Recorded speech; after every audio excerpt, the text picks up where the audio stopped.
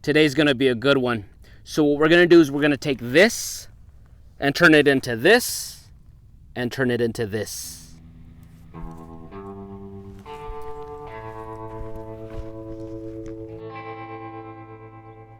Hey, what's up guys? James from Junkyard Fox. Thank you so much for joining us on another exciting video. So this tree that you see behind me is the mesquite tree, the honey mesquite tree. Now when you think about mesquite, you think about wood for grilling and barbecue and all that stuff, and that's definitely a use for it. But today we're going to be talking about these seed pods right here, these bean pods. They grow during the middle to late summer, and they are an edible food source. Now, I'm going to demonstrate in a second how they can be eaten, very hunter-gatherer, primitive style. You can just gather them from the tree and eat them as such. However, I'm hoping to push my luck and try something new. If you gather enough of these and you know what you're doing, you can actually make a flour substitute with them, as well as substitute for coffee and iced tea. So if you grind them down. So once again, we're learning here together. I've never done this myself. I've known about it for years in theory, but I've never practiced it. So today, hopefully, this works out. So thank you for joining me. Let's get started.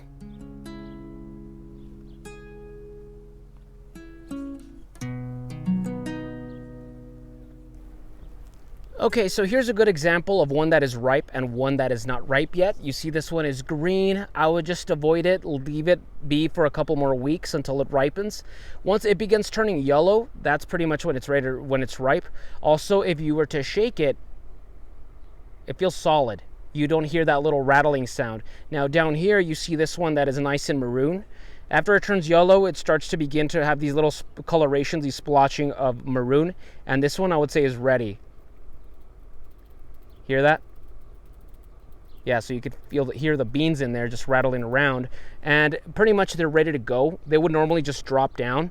So it shouldn't be too difficult to pull off. So let me just, there you go. See how easy that was?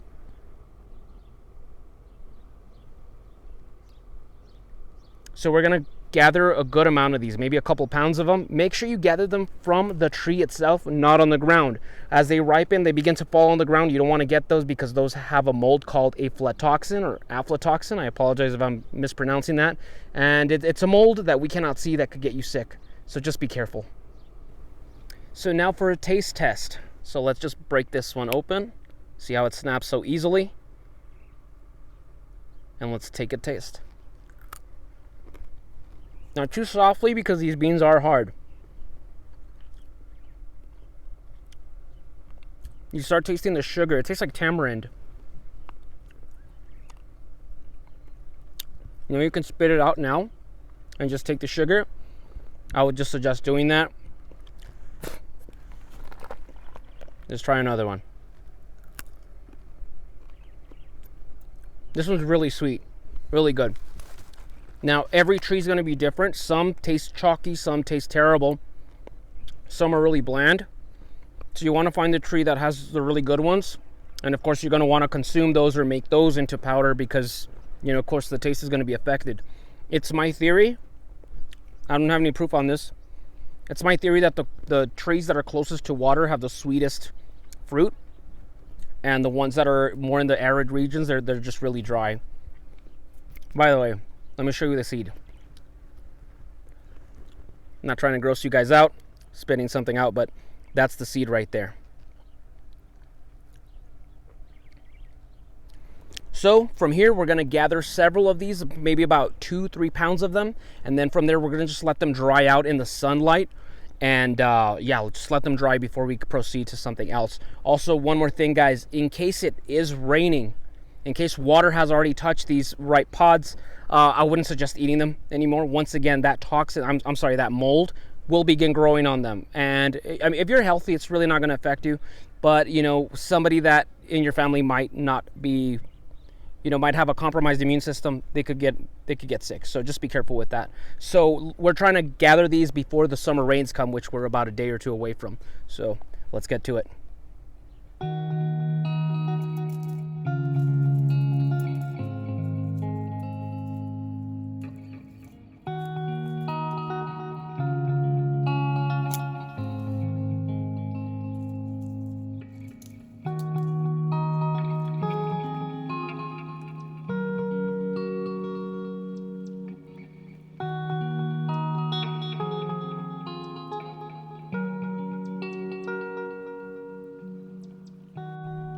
Okay, so we've been picking at this tree for about 5 minutes. I would say we have almost about 2 pounds of mesquite pods in here. What we're gonna do from here is we're gonna wander around here and look for other mesquite trees and then gather some pods from there as well. You don't wanna take too much from one tree, and you don't wanna get greedy and take too much because the wildlife depends on this as a food source. However, I do need a little bit more than average because I still need to practice and this and that, perfect these formulas. So we're gonna take a little bit extra.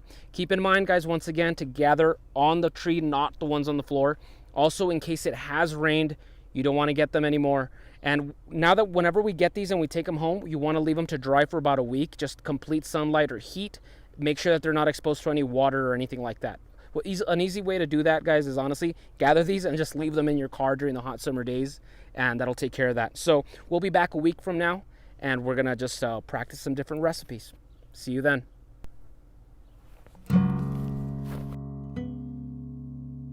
Okay guys, so it's been a couple of weeks. We let the mesquite pods dry, and now it's time to pulverize them down into a flour-like substance. So what I'm bringing out here today is my molcajete, also known as a mortar and pestle. Very simple process, just a lot of elbow grease. So we're placing pods in here, and we're just gonna crush them down as much as we can into a powder type substance. Now, it's not gonna be entirely possible to turn it into powder because mesquite is extremely stubborn, extremely strong. However, that's not necessary. This is gonna be good enough, as you'll see. Now, keep in mind, if you do try to do this, you don't necessarily have to go primitive like this. If you have something like a hammer mill, if you have something like a high quality coffee grinder, I'm sure those things will work even more convenient than this, but this is gonna be fine. And so what I'm gonna do, like I said, turn this into powder, and then from there we're gonna make some very simple mesquite cakes. There's something like an energy bar, to be honest. Really, really good stuff. And in the morning we're gonna be making some coffee, mesquite coffee.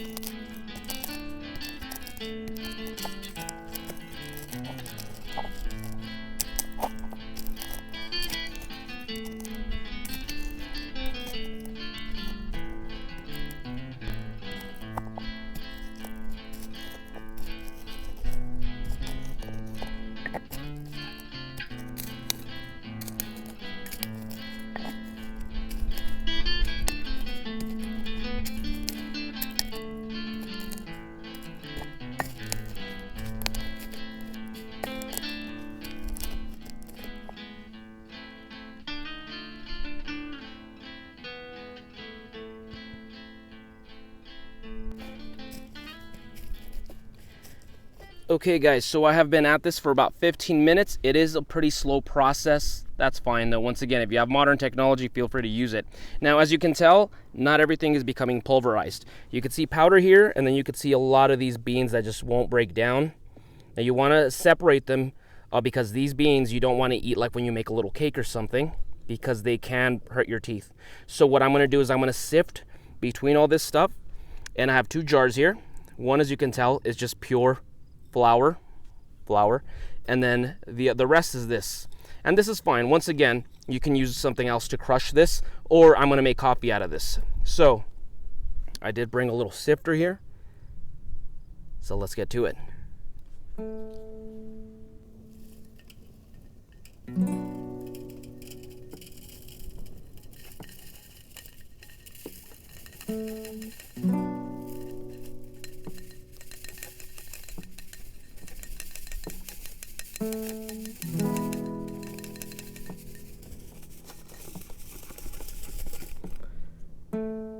Like I said, slow process, but it can be done.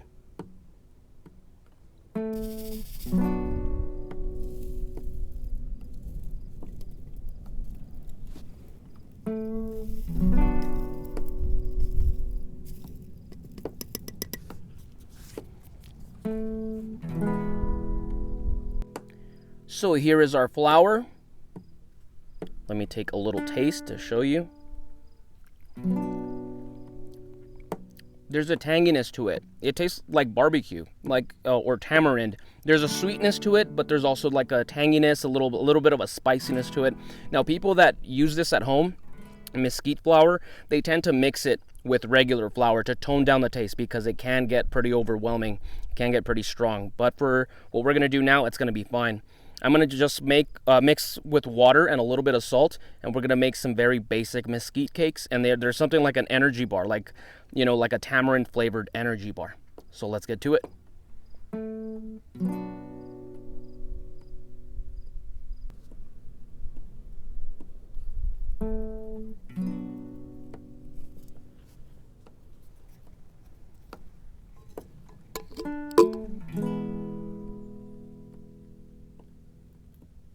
Not too much, a little slow. I think that might be good enough.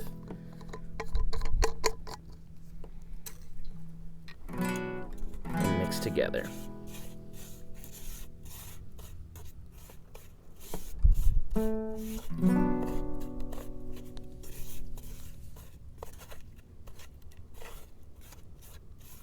Might have put a little bit too much water, so I might just throw in some more flour in here.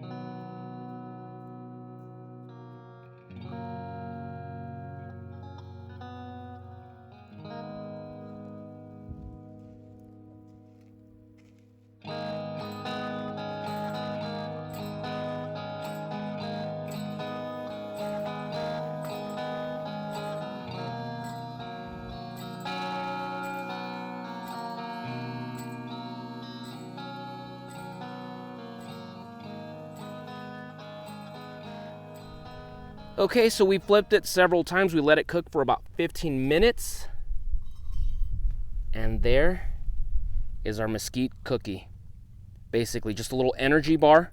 Once again, I mean, it has protein. It's a natural sweetener. So many good stuff from mesquite. And it's really good too. Pretty good. It can be a little overpowering. I'm not going to lie. It's just a really strong taste of like barbecue. So we're going to put this away. And we're going to save it for the morning, because in the morning we're going to be having some mesquite coffee. And this will be joining us. See you then.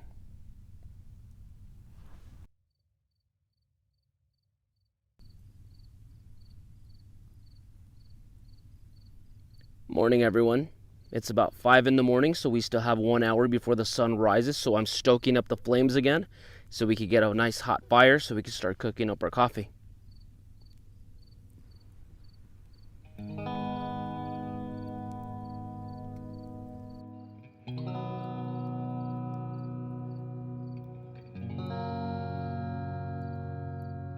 Okay, so our fire is nice and hot, so time to start cooking up our coffee. And it's a very simple process, just like you would normally roast some coffee beans. So I have our mesquite right here, all those parts that were not pulverized completely. And I'm going to place it onto my pan. Just a handful, a little bit more. There we go. And I'm just gonna place it over the fire and then just turn it. And it really depends on you how you like your coffee. I like mine a medium roast. I like my coffee to not taste like charcoal. So I'm just gonna brown it out over the fire.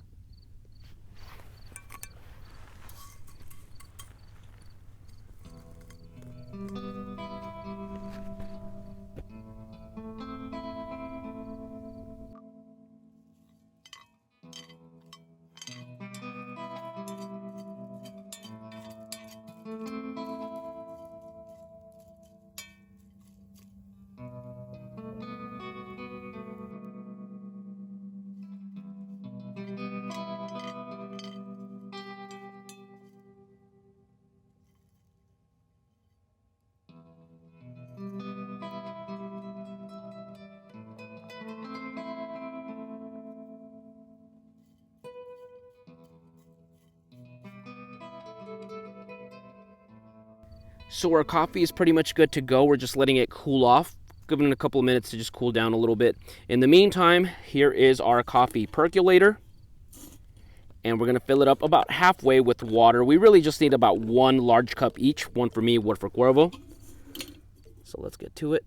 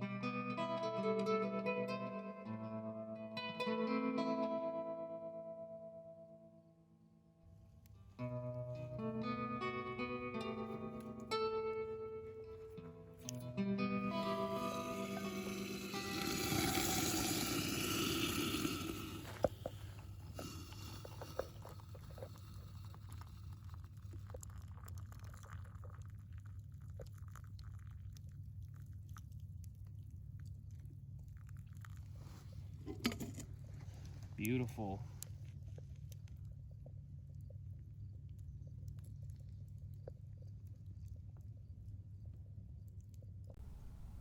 So it's breakfast time.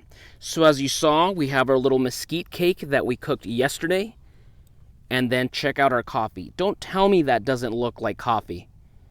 And just, I know that I'm going to get this question. There is no actual caffeine to be found in mesquite, guys, so it is a coffee substitute, not a replacement. However, I did taste this about a week ago, and it does taste really good. It does taste like coffee, unlike a lot of other coffee substitutes. And not only that, but mesquite does have natural sugars, so you're still going to be getting a bit of a kick from it as well. Now, the word superfood is such a trendy word these days, it's overrated. However, I do gotta say, mesquite is something like a superfood. There are just so many benefits and nutrients to mesquite that it's just vastly overlooked. So just to read you a couple of benefits, mesquite is high in protein, rich in iron, lysine, manganese, potassium, and zinc. Mesquite flour is also low on the glycemic index, which helps keep blood sugars controlled, and is gluten-free. It is, of course, also a good source of fiber and a natural sweetener. Time to eat. I think these can make really great rations for emergency because they're just packed with nutrients. They're pretty tasty as well. Yeah.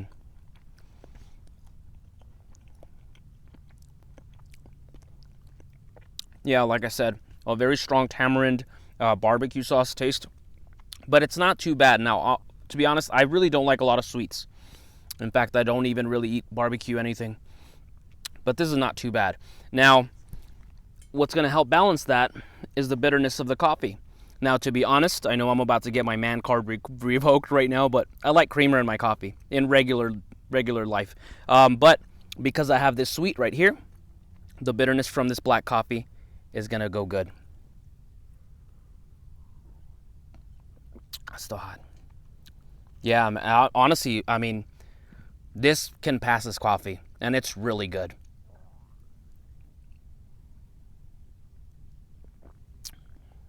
Damn, that's good. This is definitely easily one of my favorite Fox videos of 2020 already. What an incredible plant, guys. I mean, it's so vastly overlooked. It's so abundant out here in the American Southwest, and we just scroll right past it. And as you saw, it's such a versatile type of food. Not only what we did today, but I mean, this itself, you can do so many things with. You can make molasses from it, jelly, you can make iced tea from it. Even this, just the flour, you can use as a artificial sweetener instead of sugar. So you can put this in like your cereal, you can put this in your smoothies. So many things like that. And I am planning to make more mesquite videos in the future, trying out different recipes. And I mean, this is so awesome. I mean, the fact that we were able to make a breakfast food and a coffee from it just speaks of just the versatility of it.